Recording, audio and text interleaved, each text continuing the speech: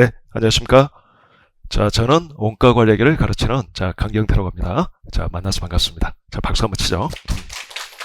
자, 본격적으로 수업하기 전에 먼저 오리엔테이션을 좀 진행할게요. 이게 어떤 분은 좀 지루할 수도 있지만 어떤 분은 되게 중요할 수도 있어요. 즉, 공부를 어떻게 해야 될 거냐, 원가 관리학을 어떻게 준비하는 게 좋을 거냐, 이거에 관한 정보를 얻을 수 있겠죠. 자, 첫 번째 시험 출제는 이렇게 되고 있어요. 자, 세무사부터 좀 언급드리면 시험 출제.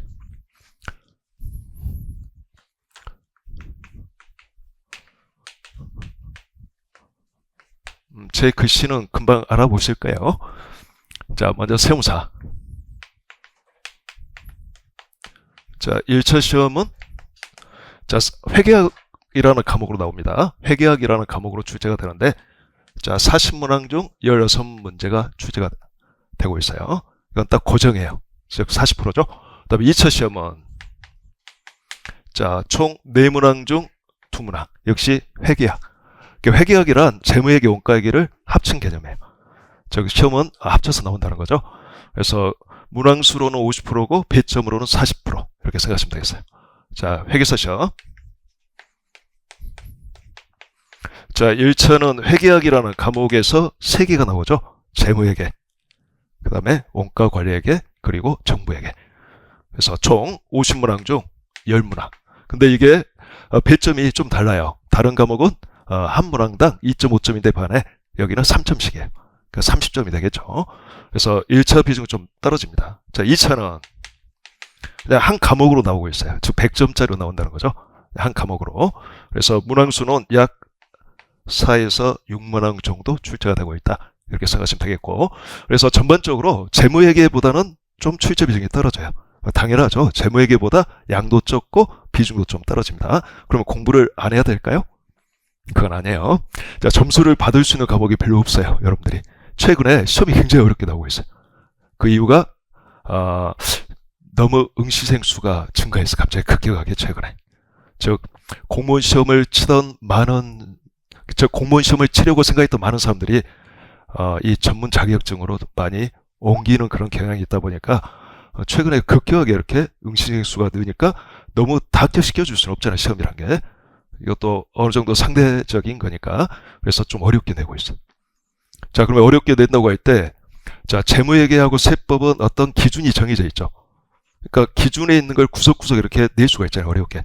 그렇게 나오고 있어요. 그러니까 좀 어렵게 내고 있고, 원가관리학에는 과거에는 좀 어렵게 나온 적이, 특히 회계사 시험은 2차에서 여러 번 있었는데, 최근에는 자, 시험 주관하는 쪽에서 좀 쉽게 내라. 즉 과거에 온포자가 좀 있었어요. 회계사 쪽에서. 특히 이게 되게 어렵게 나오다 보니까요. 2차에서 그냥 1차는 그냥 포기하는 거야. 일단 합격하고 나서 2차 때 공부하겠다 이런 심정으로. 자, 그러기 때문에 좀 문제가 돼서 좀 쉽게 내라라고 하다 보니까 최근에는 시험사 회계사하고 난이도가 역전이 되고 있어 지금. 즉 1차 시험은 한 최근 2년간 놓고 보면 제 기준으로는 세무사가 더 어려워요. 회계사보다. 예전에는 게임이 안 될 만큼 회계사가 더 어려웠었는데 지금은 역전이 된 것 같아요. 자, 2차는 여전히 회계사가 더 어렵긴 한데 과거처럼 격차가 그렇게 크진 않아요. 갭이. 거의 많이 좁혀졌다고 말할 수 있어요. 이 말은 세무사 원가관리하기는 많이 어려워졌고 회계사 원가관리하기는 과거에 비해서 많이 쉬워졌다는 뜻이죠. 자, 그에 반해 재무회계하고 세법은 최근 2년 동안에 매우 어렵게 나오고 있습니다. 그러니까 여러분들이 점수를 이제 딸 수 있는 과목이 그나마 원가관리회계라고 말할 수 있어요. 재무회계 세법은 득점을 하기 위해서는 매우 많은 시간을 쏟아야 된다는 거죠. 이게 효율성이 좀 떨어진다는 거예요. 원가관리회계는 공부에서 기초만 딱 닦아놓으면 어느 정도 안정적인 점수를 유지할 수 있어요. 즉 약간 수학하고 좀 비슷해요. 공부 내용은 좀, 그러니까 공부하는 방식이 좀 비슷해요. 수학도 딱 기초가 올라가면 어때요? 공부하지 않아도 유지가 되죠. 암기 과목이 아니니까. 그죠? 약간 그런 느낌이다라고 생각하시면 되겠고. 자, 그 다음에 이제 두 번째. 그러면 이제 원가관리회계 공부 방법. 제가 총 5가지 언급할 겁니다. 자, 첫째. 자, 용어가 되게 중요해요. 원가관리회계는. 용어가 중요하다는 거예요. 용어. 왜냐하면 재무회계 세법과 달리 준거 기준이 없어요. 그러니까 이 말은 즉 용어가 통일되어 있지 않다는 뜻이죠. 그러니까 똑같은 의미를 갖는 용어를 출제자마다 저자마다 좀 다르게 다 표현해요. 심지어 어떤 한 가지 용어가 한 5가지 정도 표현으로 쓰이기도 하고, 그러다 보니까 공부하는 사람 입장에서는 이게 되게 어려운 거야. 이게 똑같은 의미인지 이런 걸 좀 헷갈려 할 수 있다는 거죠. 그러니까 여러분들이 기본 강의 들으실 때 제가 헷갈릴 수 있는 용어들은 전부 다 정리를 좀 해둘 거니까 용어를 철저하게 좀 파악하는 걸 중점으로 가져야 됩니다. 일단 용어 해석이 안 되면 문제가 해석이 돼야 안 돼요. 될 리가 없죠, 이거? 그러니까 그런 측면에서 중요하다는 거. 그다음에 두 번째는 자, 계산이 중요하다는 거지. 자, 원가관리학의 시험은 대부분 계산형 문제로 나오는 거지 말 문제가 거의 없어요. 즉 1차에서 16문항, 10문항에서 많아야 한 문제야, 한 문제. 진짜 많으면 한 2문제, 3문제에서. 보통 0문제에서 2문제 정도. 여기는 0문제에서 1문제. 그러니까 그만큼 계산형 문제라는 거죠. 2차도 마찬가지. 거의 90% 이상이 계산형이에요, 계산형. 그러니까 이론 학습을 할 건데 이 이론을 배우는 이유는 계산형 문제를 잘 풀기 위함이라는 거죠. 그러니까 이론을 공부하고 이론을 적용해서 계산을 하고 계산을 통해서 이론을 다시 점검하고, 자, 그렇다고 해서 계산력만 또 계산하는 것만 중점을 두고 이론을 안 봐버리면 안 돼, 이거. 그럼 응용력이 안 생기는 거야. 그러니까 이게 다람쥐 쳇바퀴를 돌듯이 서로 맞물려서 이렇게 돌아가야 돼. 이론과 계산, 그리고 또 계산을 통해서 이론 점검. 그리고 최종적으로는 이론을 정리하면서 계산력을 다 풀 수 있도록 대비가 되어 있어야 된다는 거죠. 자, 그런 측면. 그 다음에 세 번째. 자, 특히 이게 중요한 것 같아요, 제가 보기에는. 아까도 말씀드렸듯이, 자, 재무회계 세법과 달리 중과 기준이 없다 보니까, 자, 그럼 정답이 뭘까요? 재무회계 세법은 규정이 있잖아요, 정답이. 규정대로 하는 게 정답이잖아. 이건 규정이 없어, 그죠? 정답이 없는 거잖아. 자, 정답이란 가장 합리적인 방식으로 결론을 낸 게 정답이에요. 그러니까 이 말은 즉, 문제 유형이 매우 다양할 수 있다는 것이고, 그리고 정답이 딱 없는 과목이라는 거죠. 그러면 암기식 공부를 해버리면 어떻게 될까요? 똑같은 문제가 나오면 풀 수 있지만 조금만 변형이 되면 헤매게 되겠죠. 응용력이 안 생겨서 안 되겠죠. 그러니까 원가 관리학에는 재무회계 세법과 달리 철저하게 이해 위주 학습을 해줘야 돼요, 여러분들. 이해가 될 때까지 계속 생각하고 계속 고민하고, 특히 기본 강의가 중요해요. 기본 강의 때 기본을 딱 철저하게 닦아놓지 않으면 나중에 헤매게 됩니다. 암기식 공부를 하지 마세요. 초반에 좀 헤맬지라도 용어나 이런 건 외워야 되겠지. 용어 외운다기보다 익숙할 때까지 계속 내 머릿속에 계속 집어넣는 거지. 외우는 게 아니라. 근데 문제를 어떻게 외워야 되겠다 뭐 이런 걸 하지 말라는 거예요. 푸는 방법은 있어, 다 여러분들. 풀이하는 방법은 교과서의 이 풀이법이 정답이 되겠지만, 그건 익혀야 되겠지만, 어떤 문제를 외워서 뭔가를 해결하자는 그런 사고 자체를 하지 말라는 거예요. 그거는 마이너스라는 거지. 나중에 고득점 할 수가 없어요. 그런 식으로 공부를 해버리면 그냥 컷에 간들간들해. 아무리 열심히 해도 60점을 넘겨야 되는데 쉽게 말해서 간들간들하다는 거지.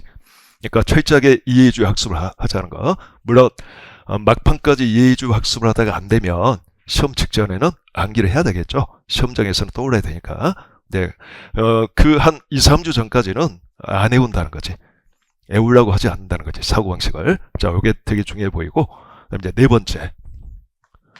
자, 오늘 이제 어떤 공부법인데, 저는 이런 식으로 공부하기를 여러분들한테 주문합니다. 다이아몬드식 공부라고 하는데, 다이아몬드 같이 생겼나요?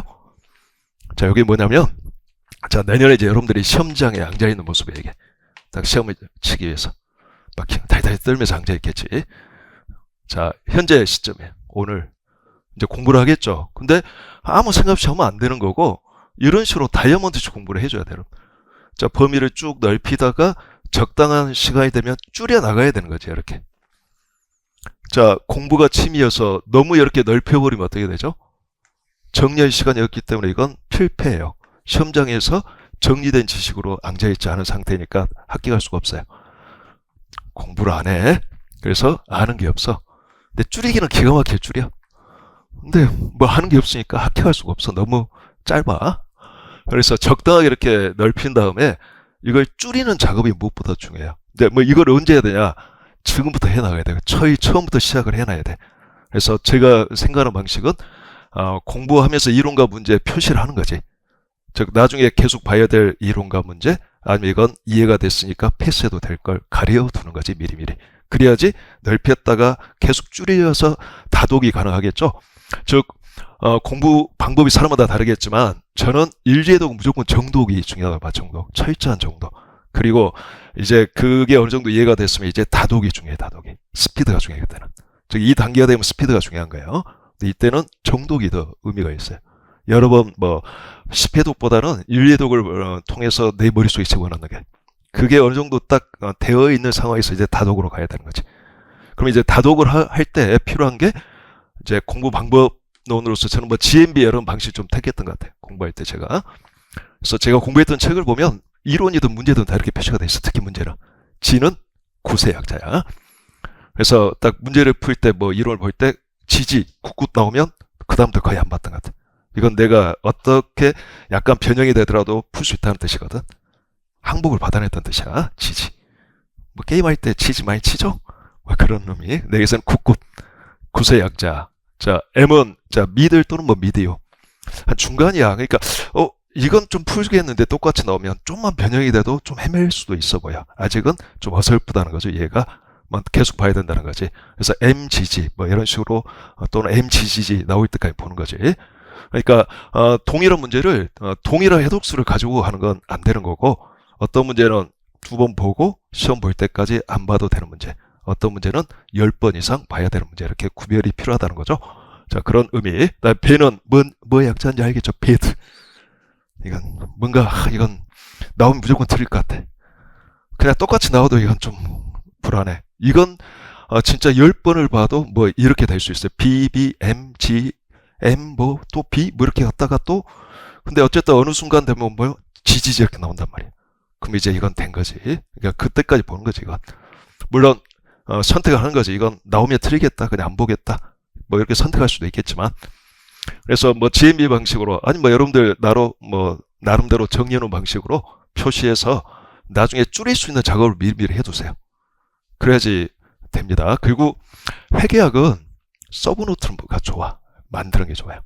물론 원가 관리기를 만들 필요 없다고 봐요. 여러분들 요 기본서를 통해서 열심히 해두면 나중에 객관식 그다음에 2차 연습서를 보겠죠.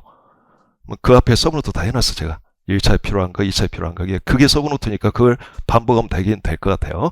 그 서브노트가 요 기본서하고 거의 연계가 되어 있기 때문에 여러분들이 새로운 게 아니라 자꾸 반복하는 그런 느낌을 가질 거라고 봅니다. 이게 특별하게 시간 내서 안 만들어도 상관없어요. 만들어져 있다는 거. 근데 만약에 본인의 손으로 만든 서브노트가 필요하다면 기본 강의 들을 때 미리미리 요 기본서를 똑같이 옮겨 적더라도 요약해서 기본서는 문제만 보고 서브노트로 다독할 수 있도록. 저도 공부를 그렇게 했어요. 제목의 원가 얘기는.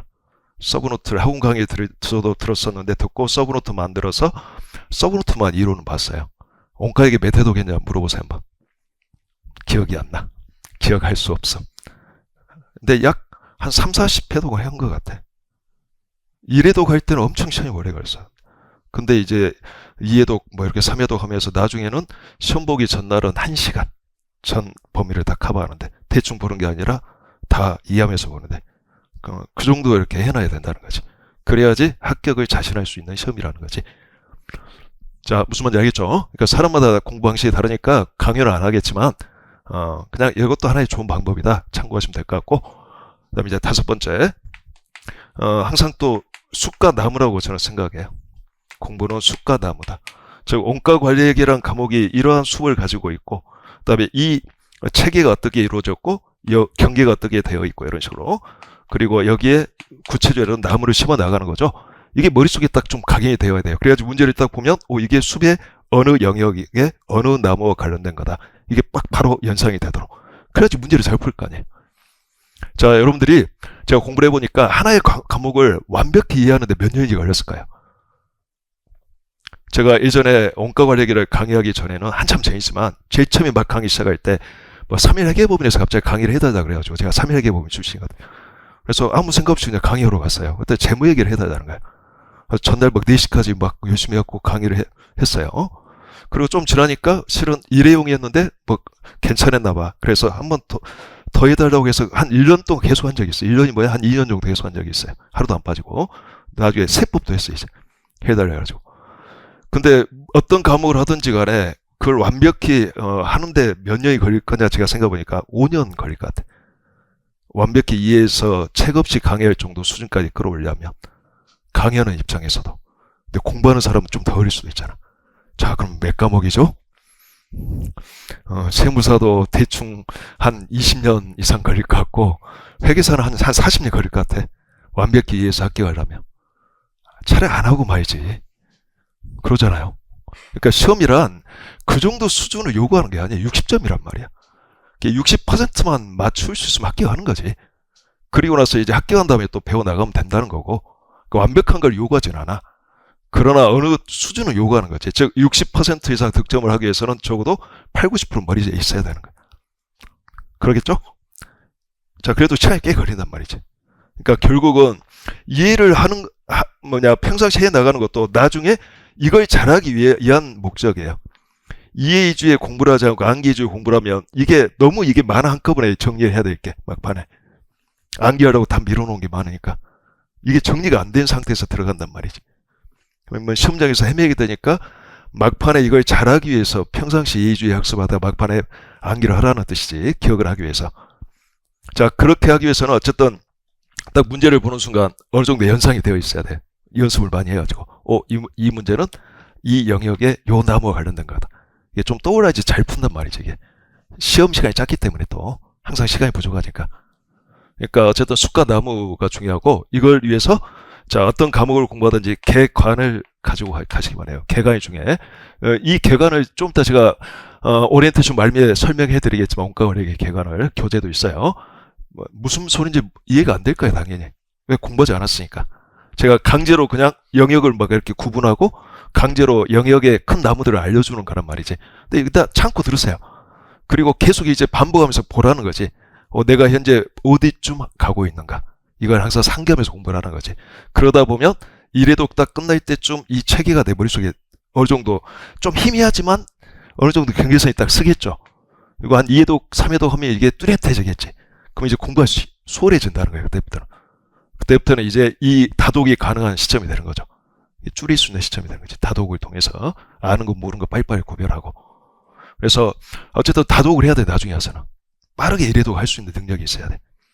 무슨 말인지 이해됐죠? 그걸 위해서 이게 필요합니다. 좀 이따 이건 설명. 자, 공부 방법 여기까지 해서 말씀드리고, 그 다음에 이제 세 번째. 자, 시험과 관련해서, 자, 다음과 같은 이제 과정을, 밟을 거예요. 지금 우리가 기본서를 이제 배우겠죠. 기본서, 원가회계, 관리회계 두 개로 나눠져 있는. 자, 기본서 학습이 끝나면, 이제 1차 관련해서, 자, 객관식 원가관리회계, 기출 500제라고 해서, 딱 502 두 문제가 들어있는 객관식 교재가 있어요. 자, 그 객관식 교재를 볼 거란 말이야.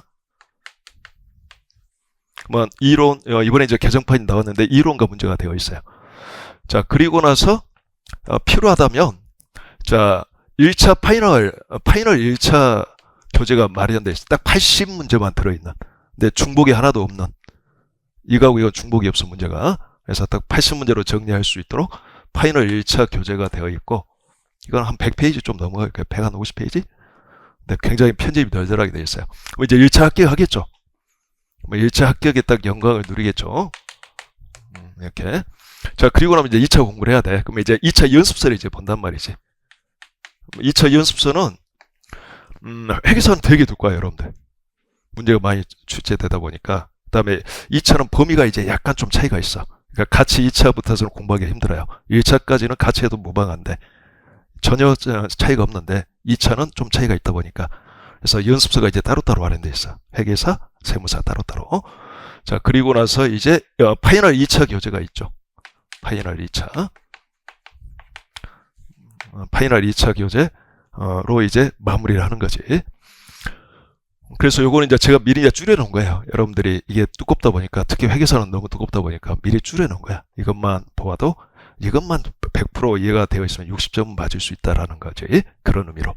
그래서 지금부터 이제 여기서부터 이제 시작해서 이 과정을 거쳐서 공부를 해 나가셔야 되는데, 자, 모든 교재가 다 만들어져 있어요. 만들어져 있는데 제가 중점을 뒀던 게 다 연계시켜 놨어요.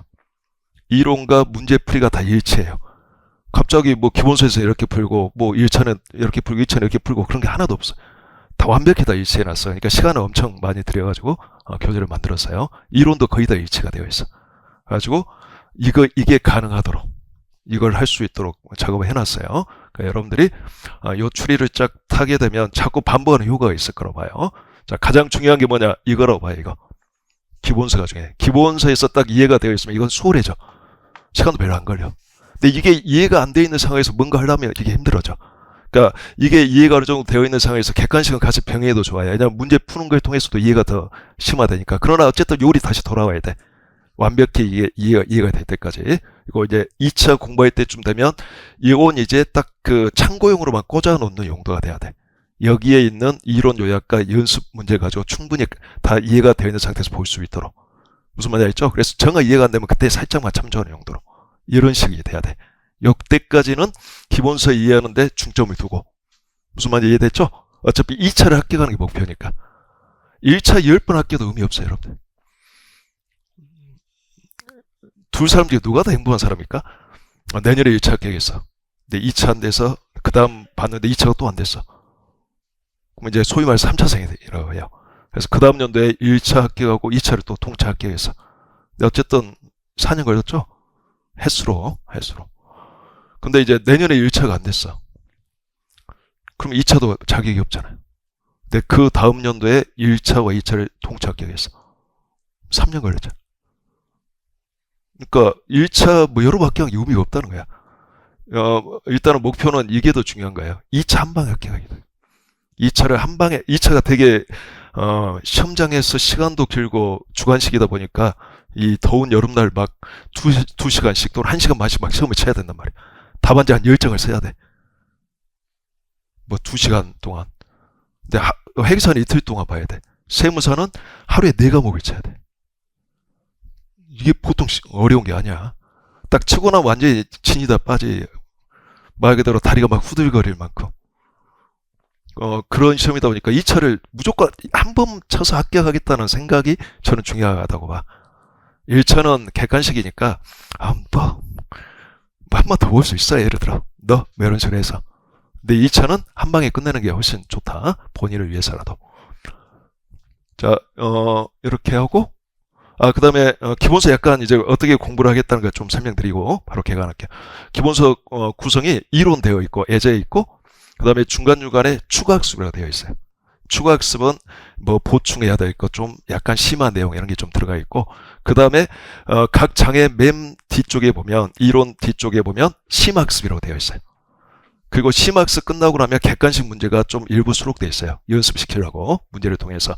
이제 수업 시간에는 이렇게 다룰 거예요. 이론 예제는 거의 빠짐없이 다 다룰 거고, 그리고 객관식 문제도 이론 예제와 관련된 건 다 풀 거예요. 거의 다 풀 거라고 봐요. 그리고 심학습은 일부만 좀 빠지고 웬만하면 다 터치할 거예요. 근데 이제 심학습은 안 볼 거야. 요거는 2차, 철저하게 2차 좀 깊은 용이니까 2차 때 수업 듣는 게 나을 것 같아서. 너무 한꺼번에 다 알려주면 일단 두 가지가 문제예요. 하나는 시간이 너무 많이 걸려. 보강을 뭐 억수로 많이 해야 돼. 한 4, 5회 이렇게 해야 되고, 또 하나는 아직 여러분들이 이 머리가 이렇게 안 열려 있는데 막 너무 많이 집어넣으니까 공부의 흥미를 잃어버릴 수도 있고, 약간 좀 그런 문제점 때문에 일단은 패스하고 심학습은 나중에 2차 때 보도록 하자. 그러나 1차하고는 전혀 무관한 거니까 2차 때는 제가 알려주겠지 다. 자, 이렇게 참고하시면 될 것 같아요. 자, 그리고 기본서는 제가 이건 노트북만 갖고 제가 머릿속에 있는 걸 다 여러분들 관점에서 뭘 궁금해하지? 이렇게 제가 표현하면 이해가 될까? 이런 거 감안해서 다 쓴 거란 말이지. 어떻게 해서 만들어진 거냐면 제가 한 번 다 썼는데 마음에 안 들어가지고 파일을 지워버린 사람이에요. 제가 실제 다 쓴 걸 다 지워버렸어요. 미래는 안 가지라고. 좀 마음에 안 들어. 이게 좀 어렵게 너무 보여. 그리고 나서 진짜 노트북 가지고 쓴 거예요. 이거 다시 쓴 거예요. 다시. 시간이 억수로 걸렸어 이게. 그러니까 되게 좀 쉽게 읽힐 거라고 봐요. 그리고 요약 다 해놨어요. 그러니까 나중에 여기 있는 것만 알면 뭐 넘치기 때문에 욕심 부리지 마시고 이것만 이해하도록 하자. 이해 안 되는 거 알려주라. 그럼 다음 개정할 때 그 문구를 바꾸도록 하겠다. 물론 기본서니까 약간의 형식은 좀 갖춰둔 건 있어요. 정의 같은 거 별로 중요하지 않지만 기본서니까 정의를 좀 언급할 필요 있는 건 가급적 좀 쉽게 언급을 해놨어요. 자, 그런 거 좀 참고하면 되겠고. 자, 그럼 이제 여러분들 교재 5페이지 바로 봅니다. 5페이지. 자, 앞에 뭐 재무회계, 관리회계 이거는 이미 다 구분할 수 있죠. 그런 거 중요하지 않아요. 원가 관리회계는 원가회계와 관리회계를 배우는 거예요. 원가회계는 제조기업의 제품 원가 계산을 하고자 하는 회계고, 관리회계는 자, 계산된 제품 원가를 기업 내부에 활용하고자 하는 회계예요. 이 두 가지를 다 담고 있는 거예요. 자, 이거 정보 이용자는 누구죠? 기업 내부인이야. 기업 내부인이라고 하면 경영자, 관리자, 중간관리자, 그다음에 종업원, 이런 사람들 많아요. 이런 사람들이 이용하는 정보다. 관리회계. 물론 원가 계산된 정보는 재무제표 작성에도 이용됩니다. 즉 재무회계에서도 필요하다라는 거죠. 갑자기 이렇게 눈이 왜 이렇게 땡그레지지? 재무회계, 관리회계 구별할 수 없어요? 할 수 없어? 손 한번 들어보세요. 할 수 없으면. 간단히 그러면 설명해 줄게. 손 안 들었죠? 그러면 할 수 있다라고 보고, 별로 중요하지 않기 때문에. 자, 5페이지. 자, 이게 숲이다. 이게 숲과 나무의 숲과 영역이다. 나무를 이제 하나하나 심어 나가야 되겠지. 자, 요걸 좀 이쪽에서 한번 들어보시기 바랍니다. 자, 크게 원가회계와 관리회계가 있는데 우리가 배워야 될 회계가 그래서 원가 관리회계라고 하는 거예요. 과목 명칭이 이 두 가지를 다 배우기 때문에. 뭐 적을 건 없어요. 원가회계 목적은 딱 한 가지예요. 제조기업이 제품을 생산하죠. 제조기업이 생산하는 제품의 원가를 계산하고자 하는 회계야. 자, 여러분들이 재무회계에서 이런 거 배웠어요? 안 배웠어요? 안 배웠단 말이에요. 재무회계는 주로 상기업을 전제로 대부분 만들어진 이론이다 보니까, 왜냐하면 제조기업에 관한 건 원가 관리회계에서 배우라라는 거지. 그래서 억지로 잘 안 다루고 있다는 거지. 그래서 제품 원가를 계산하고자 하는 회계. 자, 그러면 공부하는 게 뭘까요? 제품 원가 계산한 방법들을 배우는 거지. 그래서 여러분들이 배워야 될 방법이 대충 36개. 36방. 예전에 소림 36방이라는 영화가 있었는데 아주 부모님 시대 때 저도 안 봤는데 그게 뭐 도망간다는 내용이야. 너무 많아서 갑자기 도망치고 싶지 않아요? 36개. 또 제가 줄여서 말하는 거야. 줄여서. 그러면 36가지를 1번부터 넘버링해서 배울까요? 그렇게 공부하지 않아요. 범주를 4개로 딱 구분해서 배워서 그것들을 각각 결합하면 그게 36개가 되는 거예요. 이런 거죠. 그러니까 원가 계산 방법이 2 곱하기 3 곱하기 3 하면 딱 몇 가지 되죠? 36개 되죠. 그러니까 총 배워야 될 건 10가지란 말이야. 10가지를 배우는데 이들이 각각 결합 적용되니까 그래서 36개 된다는 거. 한 10개만 배우면 되는 거예요. 할만하죠? 자, 그러면 1장, 2장은 총 19장으로 구성되어 있는데 1, 2장은 원가 관리회계 기초를 배우는 장이야. 본격적으로 원가회계에 들어가기 전에 기초를 좀 닦는 장. 뭐 용어 같은 거 배우겠지. 중요하겠지. 그래서 그거 넘어가고 원가 계산하는 방법들 이 4가지 범주에 대해서 좀 언급하면 하나, 둘, 셋, 4개 일단 구별하고, 일단은 제품 원가를 어떻게 집계할래? 집계를 다시 이거 두 번째. 자, 순서를 좀 바꿔서 원가 배분을 어떻게 할래? 자, 과거부터 있었던 배분 방식이 있었겠죠. 여기서 과거는 뭐 1990년 이전이라고 보면 되겠어요. 한 80년 이전? 정확히 말하면 80년 한 중반 이전. 그 전에 있었던 배분 방식이 있었어요. 그걸 우리가 전통적 원가 계산이라고 해요. 전통적. 자, 그리고 80년대에 이제 등장했던 새로운 원가 배분 방식이 있어요. 원가를 뿌리는 방식이 있다는 거지. 새로운 어떤 뿌리는 방식이. 이걸 우리가 활동 기준 원가 계산이라고 해요. 활동의 기준인 어떤 원가 계산이 있다는 거지. 활동 기준 원가 계산. 그래서 활동 기준 원가 계산. 활동 기준 원가 계산은 줄여서 ABC라고 그래요. 나중에 이제 배우겠지만. 그래서 활동 기준 원가 계산이 있다. 그래서 여러분들은 자, 3장부터 8장까지는 전통적 원가 계산 하에서 배우는 거고, 이게 일단 중요해. 그리고 9장에서 새로운 원가 배분 방식인 활동 기준 원가 계산을 배우게 됩니다. 이렇게 일단 구별하고, 그 다음에 이제 두 번째, 잠시만요. 자, 제품의 원가를 어떤 식으로 집계할 거냐, 모을 거냐. 집계한다는 거 모은다는 거잖아. 자, 뭐 개별적으로 모을 수도 있고 종합해서 모을 수도 있잖아. 종합적으로 모을 수도 있고 따로따로 구분해서 모을 수도 있잖아. 그래서 크게 개별 원가 계산, 종합 원가 계산을 구별해요. 자, 개별 원가 계산과 종합원가 계산이 있다는 거. 종합원가 계산. 자, 우리는 3장에서 개별 원가 계산을 배우고 4장에서 종합원가 계산을 배울까요? 여기서부터 이제 시작하겠지. 자, 그리고 종합원가 계산을 배운 다음에 이 종합원가 계산에 확장이 있어요. 자, 소위 말해서 결합원가 계산이라고도 하는데 좀 더 좀 쉬운 표현으로 말해보면 연산품과 부산물이라는 게 등장하고 연산품과 부산물의 원가를 어떻게 계산할 거냐, 요게 좀 필요해. 확장이야, 종합원가 계산에. 그래서 확장으로서 연산품과 부산물의 원가 계산을 같이 다룹니다. 요거 이제 5장에서 다뤄요. 5장에서. 자, 그리고 나서 이제 그 다음에 이제 또 주제로 넘어갑니다. 그 다음 또 범주로 넘어가는데, 그 다음 범주는 제품 원가를 어떻게 측정할래? 무슨 금액으로 측정할래? 자, 크게 두 가지 방식이 있겠죠. 사후에 측정하는 게 있겠죠. 사후에 실제 발생한 원가를 대상으로 측정할 수도 있겠지. 바로 실제 원가 계산이라 그래, 이거. 실제 원가로 측정하는 방식. 그래서 원가 측정을 어떻게 할래? 자, 실제 원가로 측정하자. 실제 원가 계산. 자, 여기는 이제 1장부터 5장까지 내용이야. 실제 원가 계산. 1장부터 5장까지는 실제 원가 계산에서 우리가 배우는 거야. 그런데 이제 이거는 뭔가 좀 문제가 있어요. 너무 원가 계산이 지연되고 막 그런 게 있겠지. 다 원가가 발생해야지 비로소 측정하니까. 사전에 미리 뭐 하는 건 없잖아.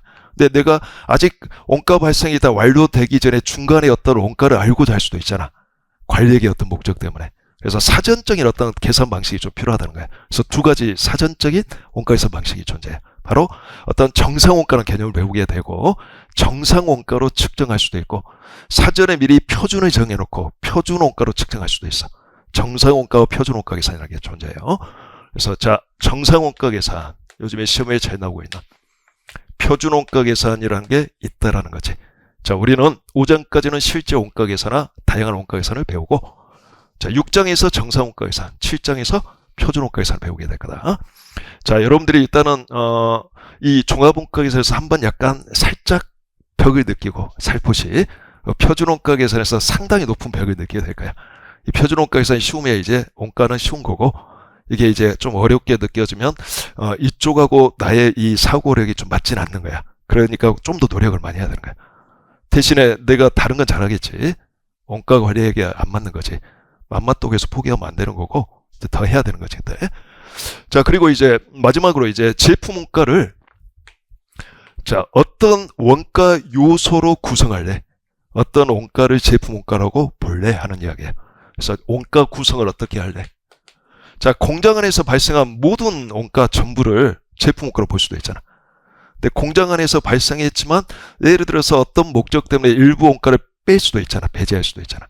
그래서 하나는 전부를 보는 전부 원가 계산이라는 게 있고, 자, 우리는 1장부터 7장까지는 실은 전부 원가 계산이에요. 물론 8장에서도 배우지만 전부 원가 계산은 다시. 그런데 이제 어떤 목적 때문에 전부를 제품 원가로 보지 않아. 공장 안에서 발생했지만 일부를 빼버려. 그래서 어떤 두 가지가 존재한다. 변동과 초변동이란 말이 나온다. 이게 무슨 말인지 모르겠죠, 아직? 뭔가 변동한다? 좀 더 많이 변동한다, 이런 의미.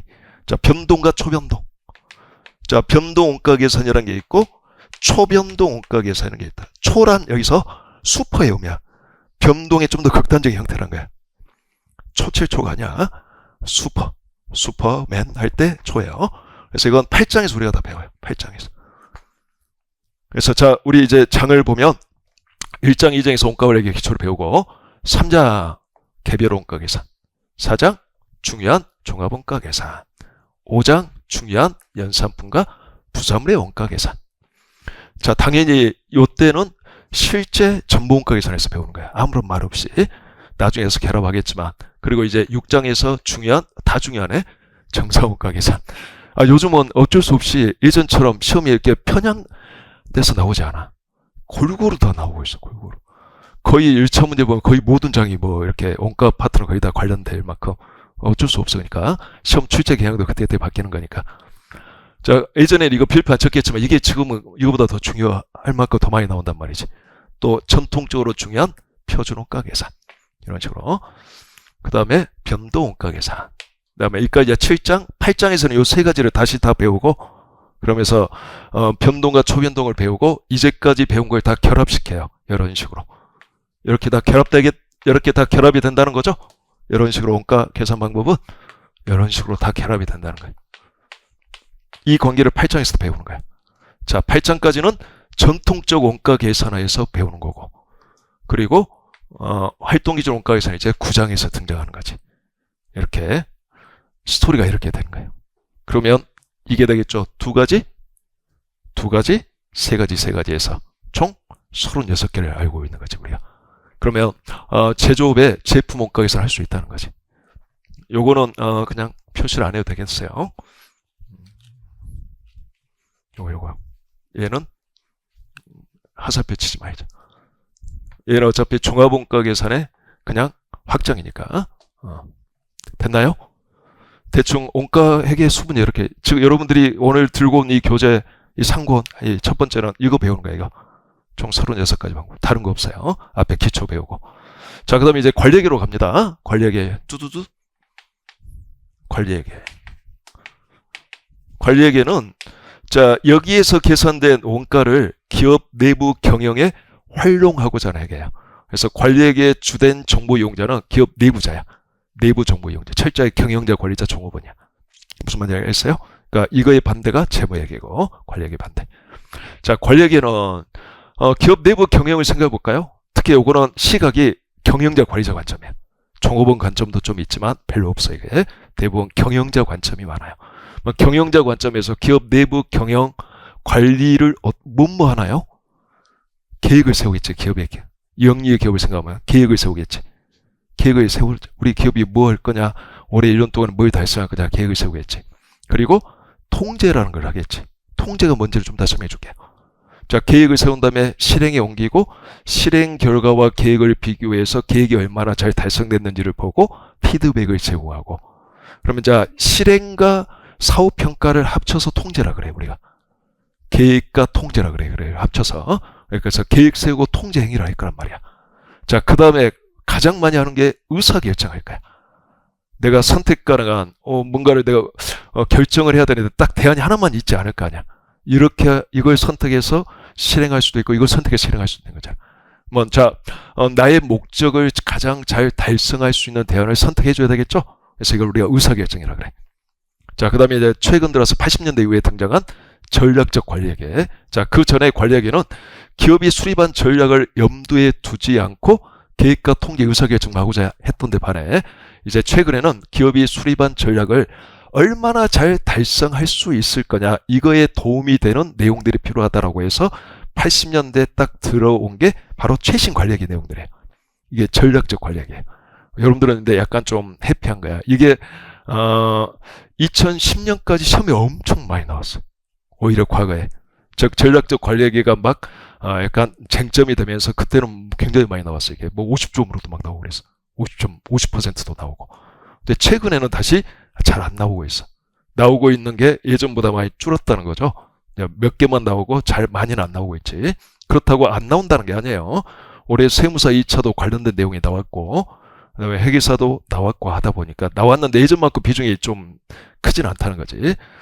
그래서 어떻게 보면 좀 더 공부 부담이 좀 줄어들 수도 있어요. 예전에는 이 전략적 관리회계가 또 이 바운더리가 명확하지 않다 보니까 이거에 대한 어려움이 있었는데 지금은 좀 그렇진 않아요.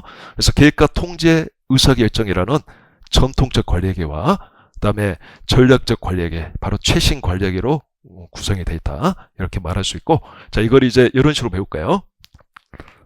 그러면 자, 봅시다. 방금 제가 뭐라 했죠? 계획과 통제라 그랬죠? 계획 세우고 통제하는 거.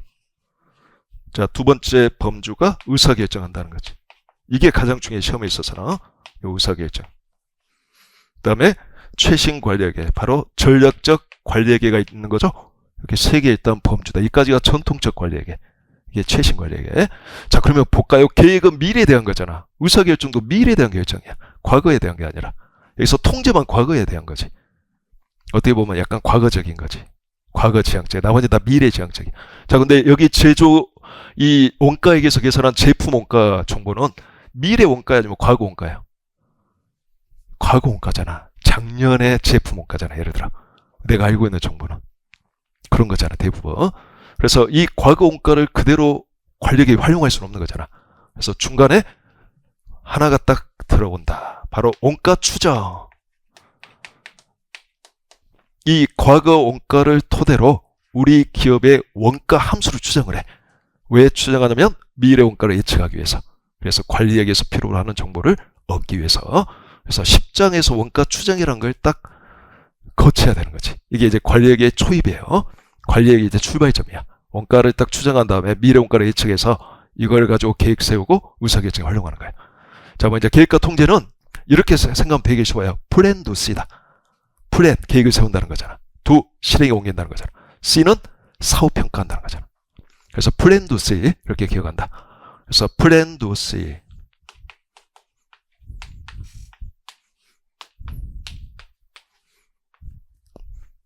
쉽죠? 계획을 세운다, 플랜. 딱 두 가지 장에서 배워요. 자, 하나는 기업의 단기 이익에 관한 계획을 세우고자 하는 바로 전통적으로 그 유명한, 물론 여러분들은 유명한지 모르겠지. 자, 원가 조업도 이익 분석.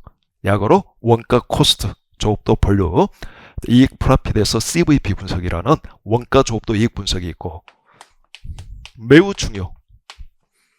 이건 11장에서 배워요, 여러분들. 11장. 그 다음에 12장에서 이제 기업 전체를 대상으로 기업 전체의 예산 재무제표를 작성하는 거예요.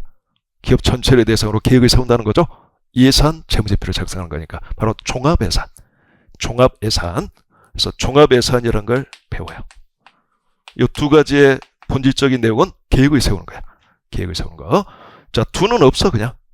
이론 없어요. 열심히 최선을 다해서 끝. 한 줄로 끝. 그 다음에 이제 C가 필요한 거지. C가 바로 두와 C가 통제인데 핵심은 통제 핵심은 성과평가라는 거지. 사후평가. 자, 계획과 실행 결과를 상호 비교하는 거지. 그래서 성과를 평가하는 거야.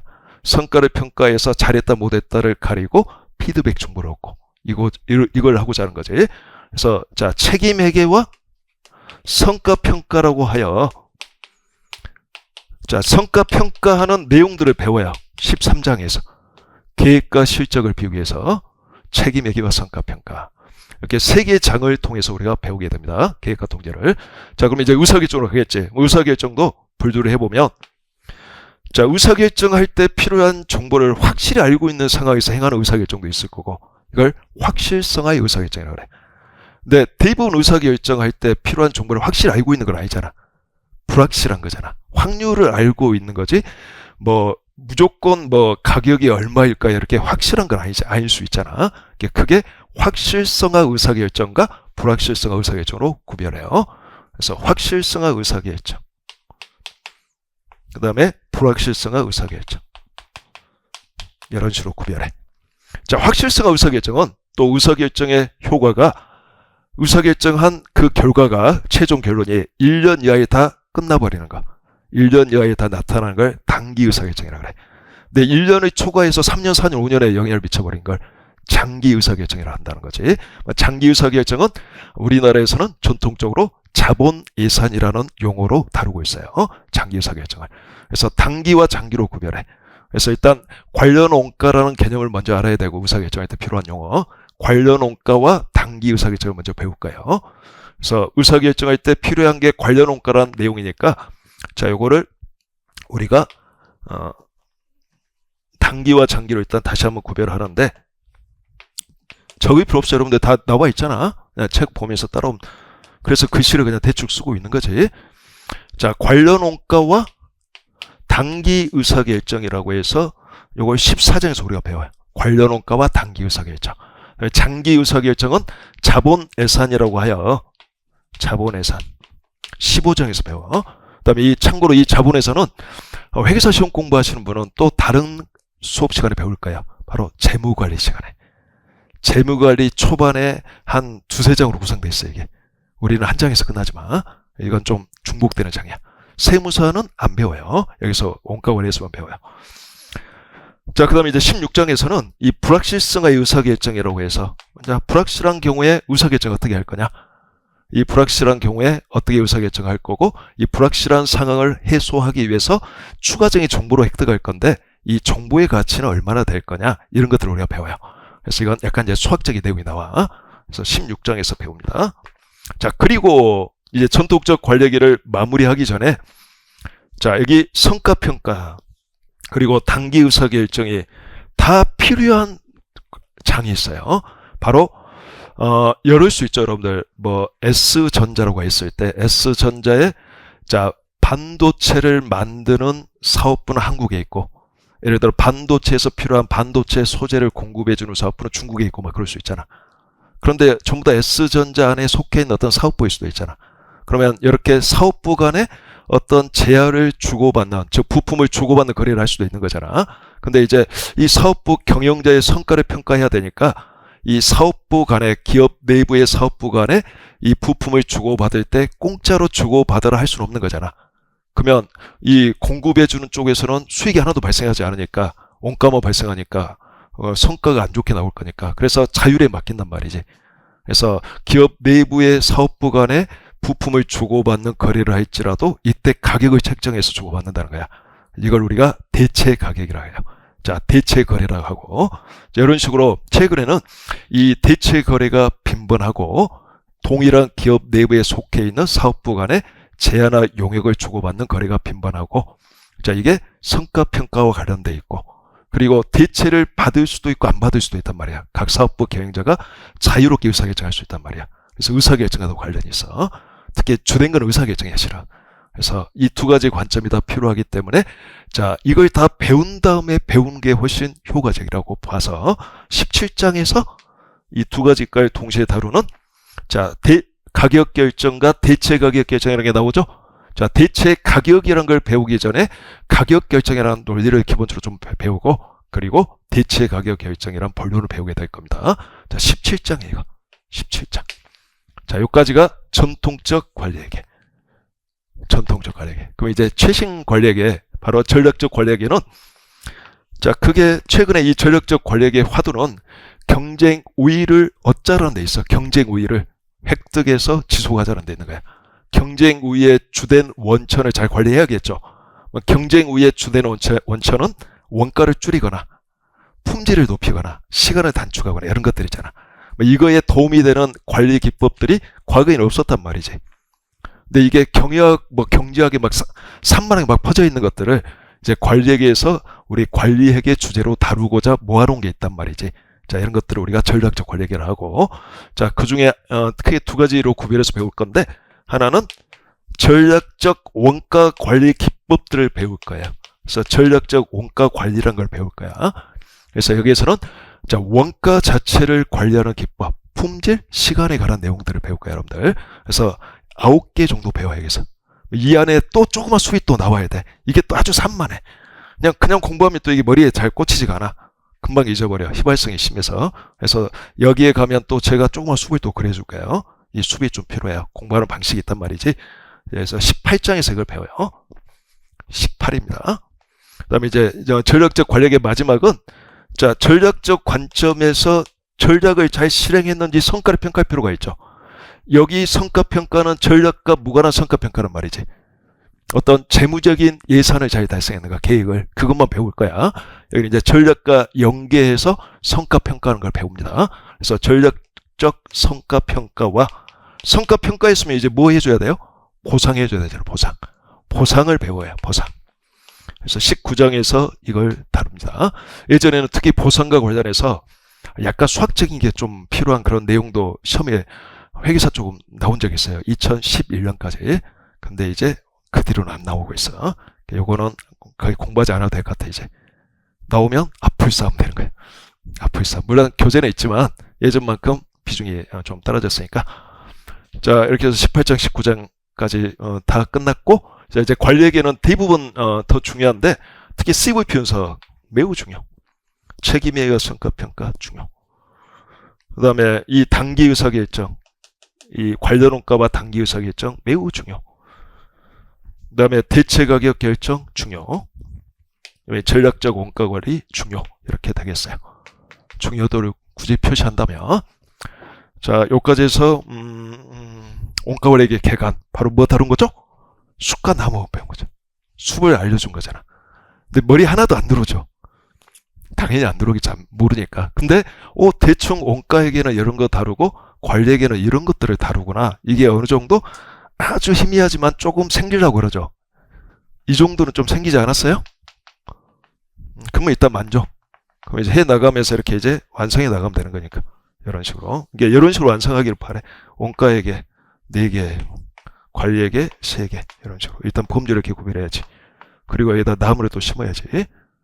그래서 결국 장비도 이렇게 구분이 되어야 되겠지. 이런 식으로. 이해됐죠? 이렇게. 자, 여기까지 해서 오리엔테이션을 좀 마치도록 하겠고, 저는 오리엔테이션을 좀 길게 해요. 왜냐면 공부를 어떻게 해야 될 거냐를 아는 게 더 중요할 수도 있단 말이지. 좀 지루했을 망정 일단 참고 들어야 됩니다. 여기까지 하고 좀 쉬었다가 이제 본격적으로 입장 들어갑시다.